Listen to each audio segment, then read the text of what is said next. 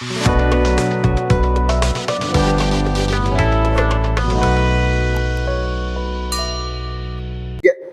अब अगर एटम के बारे में बात करें तो उस टाइम भी हम लोग देखे थे लोग कि atom is the smallest particle of universe.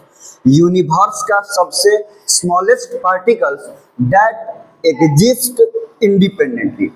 मतलब हर मैटर ही बनता है एटम से। मैटर कुछ भी, मतलब एनीथिंग, मैटर के बारे में तो हम लोग पता है, कोई भी मैटर हो किसी से बनेगा, एटम से। वो चाहे एलिमेंट हो जो कि प्योरेस्ट सब्सटेंस है, वो चाहे मिक्सचर हो जो कि एक से ज्यादा टाइप के सब्सटेंस से मिलके बनता है, वो चाहे कंपाउंड हो, दो या दो से ज्यादा सेम या डिफरेंट टाइप के एटम्स कंबाइन करते हैं तब जाके बनता है। तो एलिमेंट हो, कंपाउंड हो या मिक्सचर, कोई भी मिक्सचर हो, सब स्टार्टिंग में यूनिट रूप में बनने वाला किस चीज से है? एटम से है। सिंपल सा बात है। और सबसे खास बात यह है एटम का कि कोई भी सब्सटेंस में कुछ भी हो जाए, वो उसमें फिजिकल चेंज हो या उसमें केमिकल चेंज हो, फिजिकल चेंज केमिकल चेंज पता है ना। और कोई भी सब्सटेंस के फिजिकल प्रॉपर्टी में चेंजिंग होता है, नहीं, लेंथ में, ब्रेथ में, एरिया में, वॉल्यूम में, मेल्टिंग पॉइंट, बॉइलिंग पॉइंट वगैरह वगैरह। तो अगर फिजिकल प्रॉपर्टी में चेंजिंग होता है उसको फिजिकल चेंज बोलेंगे। और अगर केमिकल प्रॉपर्टी में चेंजिंग होता है मतलब उसका रिएक्टिविटी, फास्ट रिएक्शन कर रहा है कि स्लो रिएक्शन कर रहा है, प्रोडक्ट का फॉर्मेशन, अगर कोई वो एसिड से, बेस से, सॉल्ट से, कार्बन डाइऑक्साइड से, ऑक्सीजन से, या फिर कोई और केमिकल से अगर कोई सब्सटेंस रिएक्शन करके कोई प्रोडक्ट का फॉर्मेशन कराता है तो उसके रिएक्शन नेचर में चेंजिंग होना केमिकल प्रॉपर्टी कहलाता है, तो केमिकल चेंज कहलाता है। तो सब्सटेंस में चाहे फिजिकल चेंज हो चाहे केमिकल चेंज हो, अच्छी बात यह है कि एटम का प्रॉपर्टी बदलता नहीं है। एटम अपना प्रॉपर्टी को आइडेंटिकल रखता है। मतलब फिजिकल या केमिकल सब्सटेंस के चेंज होने से पहले भी एटम का प्रॉपर्टी वही होता है और चेंज होने के बाद भी एटम का प्रॉपर्टी वही होता है। तो एटम ही है, सब्सटेंस का प्रॉपर्टी बदल जाएगा लेकिन वो जिस एटम से बना है, अब जो सब्सटेंस का प्रॉपर्टी इसलिए बदल जाएगा कि एटम तो सब लगभग वही रहेगा, एटम सब वही रहेगा, अरेंजमेंट में दिक्कत आ जाता है। तो अरेंजमेंट चेंज होता है इसलिए सब्सटेंस का प्रॉपर्टी बदल जाएगा। जब केमिकल चेंज होगा तब नहीं, लेकिन एटम का प्रॉपर्टी बदलता नहीं है। एटम वो चीज है जो अपना प्रॉपर्टी को एकदम आइडेंटिकल रखता है, चेंज से पहले भी और चेंज से बाद भी। तो एटम वो चीज है स्मॉलेस्ट जो इंडिपेंडेंटली एग्जिस्ट करता है। दुनिया का कुछ भी चीज आंख खोल के, आंख मूंद के देख लो, सपना में चाहे कल्पना में चाहे असलियत में, सब चीज किस चीज से बनता है? हाँ, कुछ कुछ चीज है जो एटम से नहीं बन सकता है, जैसे कि हम लोग का फीलिंग, इमोशन। मतलब हम ये कहने वाले हैं कि जितना भी चीज जो एंटी मैटर है, मतलब जो मैटर से बनता नहीं है, तो ऑफ कोर्स एटम से भी नहीं बनेगा। लेकिन अगर मैटर है, गारंटी है, तो एटम से भले वो हम लोग को दिखाई दे या दिखाई ना दे। जैसे बहुत सारा गैसेस इनविजिबल होते हैं। एयर क्या है? मिक्सचर ऑफ गैसेस है, तो एयर भी दिखाई नहीं देता है। जो भी मैटर है तो एटम से बनेगा, और एटम सबसे छोटा है जो इंडिपेंडेंटली एग्जिस्ट करता है। ये पूरा बात सही है। अगर हम सिर्फ यही बोल रहे हैं कि किसी भी सब्सटेंस को बनाने वाला सबसे छोटा एटम है तो गलत हो जाएगा, क्योंकि हमको पता है कि एटम भी बनता है इलेक्ट्रॉन, प्रोटॉन और न्यूट्रॉन से। एटम के भी सब atomic particle electron, proton, neutron होते हैं। तब एटम बड़ा है कि एटम को बनाने वाला इलेक्ट्रॉन, प्रोटॉन, न्यूट्रॉन बड़ा है। ये बात समझ में आ रहा है?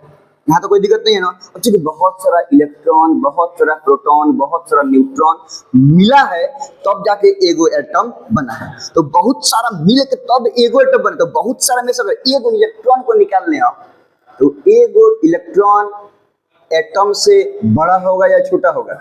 एगो प्रोटॉन या एक न्यूट्रॉन एटम से बड़ा होगा या छोटा होगा? ये समझ में आ रहा है? तो सबसे स्मॉलेस्ट सिर्फ कह दें कि एटम है तो वो बात सही नहीं है। हाँ, कब, जब बोलेंगे कोई भी सब्सटेंस मतलब सबसे स्मॉलेस्ट वो चीज जो इंडिपेंडेंटली एग्जिस्ट करता है वो है हमारा एटम। तब बात क्या हुआ कि पूरा बोलना पड़ेगा इंडिपेंडेंटली एग्जिस्ट करने वाला होता है एटम, क्योंकि सिर्फ इलेक्ट्रॉन अकेले कहीं इंडिपेंडेंटली दिखाई नहीं देगा। जब भी पता चलेगा कोई ना कोई आयंस में पता चलेगा, कोई ना कोई कंपाउंड में, कोई ना कोई एटम में ही पता चलेगा। ऐसे नॉर्मली कहीं हम लोग को इलेक्ट्रॉन, प्रोटॉन या न्यूट्रॉन मिलने वाला नहीं है, या किसी को भी ऐसे ही मिलने वाला नहीं है। मतलब एटम जिस चीज से बनता है, इलेक्ट्रॉन, प्रोटॉन या न्यूट्रॉन, मतलब जो एटम का सबएटॉमिक पार्टिकल्स है वो इंडिपेंडेंटली एग्जिस्ट, स्मॉलेस्ट है लेकिन इंडिपेंडेंटली एग्जिस्ट नहीं करता है। तो अब एटम से बड़ा जो छोटा है और इंडिपेंडेंटली एग्जिस्ट करता है वो कौन सा हुआ? सबएटॉमिक पार्टिकल से बड़ा जो छोटा है और इंडिपेंडेंटली एग्जिस्ट करता है वो कौन हो गया? एटम। ठीक है, तो एटम के बारे में पता चल गया। अब ये तो पता ही है कि दो या दो से ज्यादा सेम या डिफरेंट एटम मिलता है तो क्या बनता है? मॉलिक्यूल। ठीक है, मॉलिक्यूल में होमोएटॉमिक मॉलिक्यूल भी तो है, कंपाउंड तो हो गया सिर्फ हेटेरोएटॉमिक मॉलिक्यूल वाला। तो अगर सेम टाइप का एटम मिलके अगर बनाएगा तो क्या बनाएगा? होमोएटॉमिक मॉलिक्यूल। और डिफरेंट डिफरेंट एटम मिल रहा है हेटेरोएटॉमिक। अब ये बताइए सेम और डिफरेंट क्या है? देखो, डिफरेंट एलिमेंट का एटम डिफरेंट होता है। अगर हम बोले कि गोल्ड का एक atom, only one atom of gold, उसका जो प्रॉपर्टी होगा सिल्वर के एगो एटम से अलग होगा। आप समझ रहे हैं? गोल्ड के एक एटम का प्रॉपर्टी सिल्वर के एक एटम के प्रॉपर्टी से अलग हो। दोनों एगो एटम ही है, दोनों इलेक्ट्रॉन, प्रोटॉन, न्यूट्रॉन से ही बना है, लेकिन दोनों का प्रॉपर्टी क्या है कि अलग है। गोल्ड के एटम का प्रॉपर्टी अलग, कार्बन के एटम का प्रॉपर्टी अलग, ऑक्सीजन के एटम का प्रॉपर्टी, जितने भी एलिमेंट्स अभी तक पाए गए हैं सब एलिमेंट्स के एटम का प्रॉपर्टी क्या होता है कि मतलब different atom of different elements have different property, same property नहीं होता है। अब समझ रहा है? तो अब अगर कोई मॉलिक्यूल बन रहा है तो वो एटम मिलके मॉलिक्यूल बन रहा है जो सब एटम का प्रॉपर्टी सेम है। सब एटम का प्रॉपर्टी सेम का मतलब एटम का, एक मिनट, एटम का प्रॉपर्टी सब एटम, बहुत सारा एटम मिलके बना एक मॉलिक्यूल। अब बहुत सारा एटम मिलके जो एक मॉलिक्यूल बना, हम बोल रहे हैं कि सब एटम का प्रॉपर्टी सेम है। तो अभी क्या देखें कि डिफरेंट एलिमेंट का एटम का प्रॉपर्टी डिफरेंट होता है। अभी देखें हम कि डिफरेंट डिफरेंट एलिमेंट्स के एटम का प्रॉपर्टी, कार्बन का अलग, ऑक्सीजन का अलग, सबका सब एलिमेंट के एटम का प्रॉपर्टी अलग अलग होता है। तो अब अगर हम बोलेंगे सब एटम सेम प्रॉपर्टी का है, इसका मतलब क्या हुआ कि सब का सब एटम डिफरेंट एलिमेंट का नहीं, सेम एलिमेंट का है। क्योंकि अगर डिफरेंट डिफरेंट एलिमेंट का एटम रहता तो प्रॉपर्टी डिफरेंट रहता, और हम बोले कि तो सेम प्रॉपर्टी का एटम मिलके कंपाउंड बना रहा है, मतलब क्या हुआ? सेम प्रॉपर्टी के एटम्स का मतलब सेम एलिमेंट का एटम, तभी ना प्रॉपर्टी सेम होगा। ये बात समझ आ रहा है? सेम प्रॉपर्टी का एटम का मतलब एक एलिमेंट का या डिफरेंट एलिमेंट का, सिंगल एलिमेंट का, सेम एलिमेंट का, तो वो मिलके जो कंपाउंड बनाएगा उसको बोलेंगे होमोएटॉमिक मॉलिक्यूल। सॉरी, जो मॉलिक्यूल बनाएगा होमोएटॉमिक मॉलिक्यूल।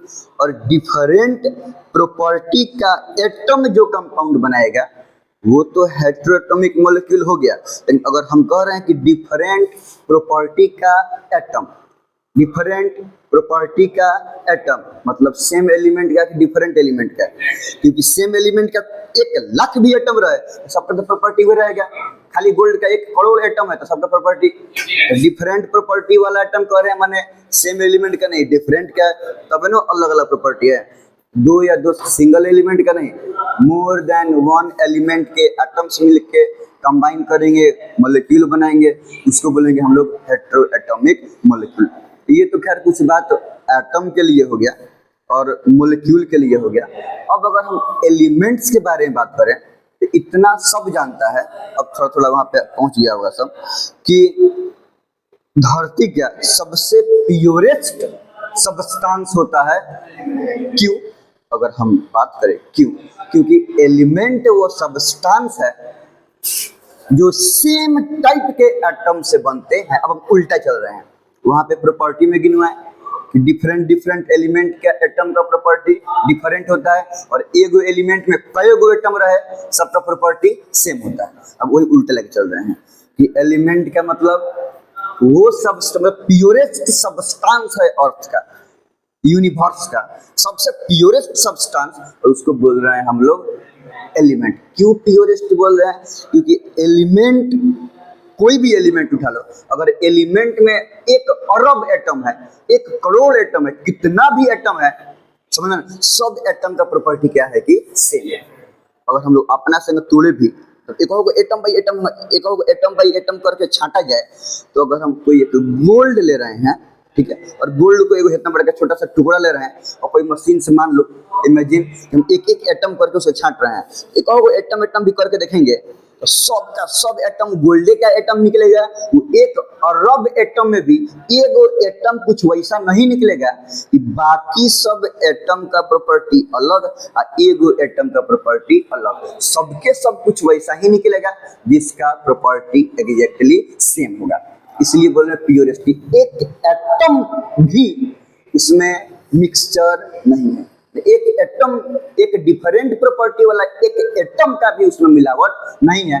इसलिए एलिमेंट को बोलते हैं purest substance of the earth, ठीक है। इनफैक्ट ऐसा नहीं है कि सिर्फ एलिमेंट ही प्योर होता है, कंपाउंड भी प्योर होता है। हाँ, अगर केमिकल लेवल पे अगर हम उसको छाटें, कोई कार्बन डाइऑक्साइड को अगर हम छाटेंगे तो में से हर एक एगो कार्बन एटम पे 2 ऑक्सीजन एटम निकलेगा, डिफरेंट टाइप का तो एटम निकल रहा है। बट हमको यहाँ पे केमिकल सेपरेशन के बारे में बात नहीं कर रहे हैं, हम फिजिकली मतलब जो हम अलग अलग करते हैं, ये जो ये बात करते हैं वो हम केमिकल कंपोजिशन के अकॉर्डिंग बात नहीं करते हैं, हम उसके फिजिकल प्रॉपर्टी के अकॉर्डिंग बात करते हैं। नहीं, 2 अगर डिफरेंट टाइप का एटम, अब डिफरेंट टाइप के एटम का मतलब सेम एलिमेंट का कि डिफरेंट एलिमेंट का, डिफरेंट डिफरेंट एलिमेंट के एटम मिल के एक कंपाउंड बनाया भी, तो वो कंपाउंड का जो प्रॉपर्टी होगा तो उस कंपाउंड को छोड़कर दुनिया में अरबों करोड़ों जितना भी कंपाउंड है किसी के प्रॉपर्टी से भी मैच नहीं करेगा। कितना भी एलिमेंट है किसी भी एलिमेंट के प्रॉपर्टी से मैच नहीं करेगा। इवन ये कंपाउंड को जिन जिन एलिमेंट से बनाए हैं उस एलिमेंट के प्रॉपर्टी से भी मैच नहीं करेगा। मान लो कार्बन डाइऑक्साइड को बनाए हैं हम कार्बन से और ऑक्सीजन से, तो कार्बन डाइऑक्साइड H2SO4 H2O फलाना ठिकाना करके कितना जितना भी अर्थ पे कंपाउंड है मैच कर लो, किसी से उसका प्रॉपर्टी मैच नहीं करेगा। अब बाकी जितना भी पीरियोडिक टेबल में एलिमेंट है मैच चलो उसे मैच नहीं करेगा। वो तो इनफैक्ट कार्बन डाइऑक्साइड बना है कार्बन एटम से और ऑक्सीजन एटम से। कार्बन डाइऑक्साइड का प्रॉपर्टी कार्बन एटम और ऑक्सीजन एटम से भी मैच नहीं करेगा।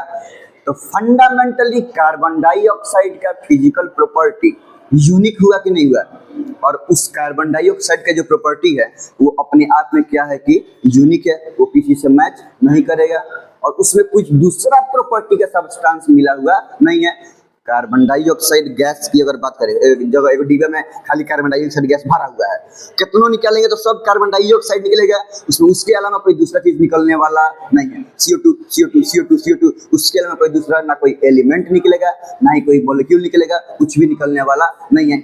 इसीलिए कंपाउंड भी प्योर सब्सटेंस होते हैं, यहाँ तो कोई दिक्कत नहीं ना, कंपाउंड भी प्योर सब्सटेंस होते हैं। लेकिन केमिकल लेवल पर तो एटम का मिलावट है। केमिकल लेवल पर अगर बात करें तो CO2 में C और ऑक्सीजन, कार्बन और ऑक्सीजन का तो एटम है, केमिकल लेवल पर तो ऐसा समझ में आ रहा कि नहीं रहा है। और एलिमेंट में केमिकलो लेवल पे एकदम क्या है कि मॉलिक्यूल में केमिकल लेवल पे घबरा जा रहा है। इसलिए प्योर तो बोल रहे हैं प्रॉपर्टी के अकॉर्डिंग, प्योरेस्ट किसको बोल रहे हैं? एलिमेंट को। फिजिकल तो फिजिकल, केमिकलो लेवल पे गोल्ड के बारे में बात करें तो गोल्ड एटम को छोड़कर कोई दूसरा निकलने वाला ये नहीं है। और एल्युमिनियम ले ले, एल्युमिनियम का तार ले ले, हम उसमें एक करके अलग अलग निकालते हैं। एल्युमिनियम एटम को छोड़कर उसमें एगो एटम जिंक का, एगो एटम कॉपर का, एगो एटम गोल्ड का, सिल्वर का, प्लेटिनम का, कुछ का निकलने वाला नहीं है। सबका सब लास्ट तक सिर्फ एल्युमिनियम का एटम आएगा, बाकी कोई दूसरा नहीं करेगा। इसलिए एलिमेंट को प्योरेस्ट बोलते हैं, समझ में आ रहा ना, लेकिन कंपाउंड को प्योर जरूर बोलते हैं, मिक्सचर में कंपाउंड नहीं आता है यूनिक प्रॉपर्टी होने के चलते। ठीक, तो ये हो गया हमारा चैप्टर का नाम है एटम एंड मॉलिक्यूल्स। तो एटम के बारे में कुछ जानना था और जानना था मॉलिक्यूल के बारे में, तो वो भी बस ये बता दिया कि ये भी प्योर है, मॉलिक्यूल भी क्या है कि प्योर है, वो मिक्सचर में नहीं आएगा। ठीक है, अब एलिमेंट के बारे में जाने कि वो प्योरेस्ट सब्सटेंस है, ये कुछ बेसिक बात हो गया। बाकी class 9th 10th up to 10th में हम लोग को 1 से लेकर 20 तक, 1 से लेकर 20 तक एटॉमिक नंबर तक एलिमेंट्स के बारे में, और वो एलिमेंट का नाम, सिंबल और एटॉमिक नंबर याद रहना चाहिए। याद है? बाकी भी है? ठीक है, अगर नहीं भी याद रहेगा तो जो बाकी होगा वो हम लिखवा देंगे या सब भी लिखवा लेंगे, उसमें कोई दिक्कत नहीं है, हल्का है। बीच बीच में कहीं ना कहीं से मिल जुल जाता है। अब तक भले उसका एग्जैक्ट हमको पढ़ना नहीं आया है, फिर भी अगर हम क्लास 8th में देखें या 9th में अब तक देखें तो कहीं ना कहीं 1 से लेकर 20 तक कोई ना कोई एलिमेंट के बारे में सुनने के लिए मिल जरूर जा रहा होगा, कहीं सिंबल देखने के लिए जरूर मिल जा रहा होगा, बीच में कुछ एक का एटॉमिक नंबर को भी ध्यान में आने के लिए मिल गया होगा अब तक जो हम लोग पढ़ाई किए होंगे लोग उसमें। तो 1 से लेकर 20 तक का एलिमेंट कॉमन एलिमेंट होता है, वो उसके बारे में न भी पढ़ें तो भी कहीं ना कहीं दर्शन उसका हो ही जाता है। केमिस्ट्री में पढ़ें या किसी भी, गारंटी है कि कहीं ना कहीं मिल जाता है। ठीक है, तो अभी इसके बाद अभी इतना बात अभी हम लोग लिख ले लोग, और फिर हम लोग उसके बाद देखेंगे लोग अब actually law of chemical combination, law of conservation of mass. लेकिन ये बात पहले इतना बात लिख लीजिए, उसके लिए कल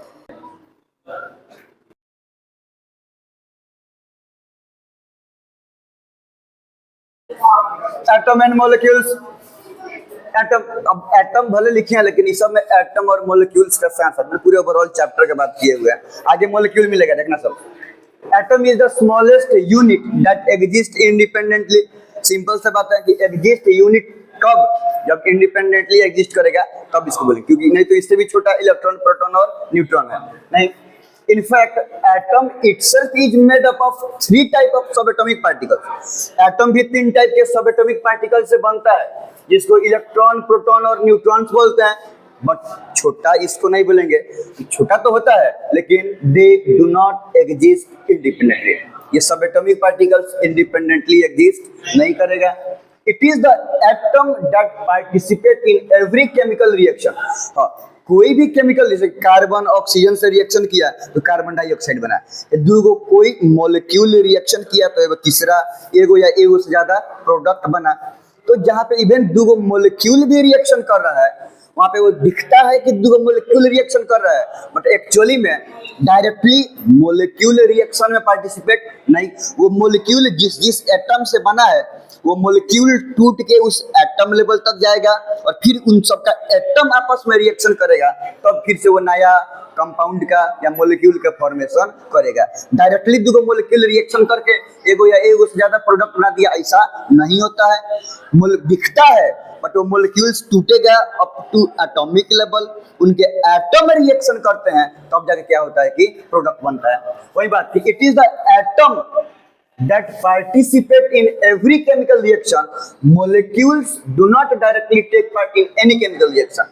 डायरेक्टली कोनो भी कितना भी रिएक्शन देखा होगा मॉलिक्यूल देखने के लिए है, हाँ मतलब वो मॉलिक्यूल करता है, वो प्रोडक्ट बनता है, लेकिन वो मॉलिक्यूल रिएक्शन में पार्टिसिपेट डायरेक्ट नहीं करेगा। वो जिस एटम से बना है वो एटम करेगा। अब कल देखेंगे लोग इसके बारे में। Atom maintain its identity of property before chemical and physical change. Before एक चीज छूट गया है, atom identity of property before and after.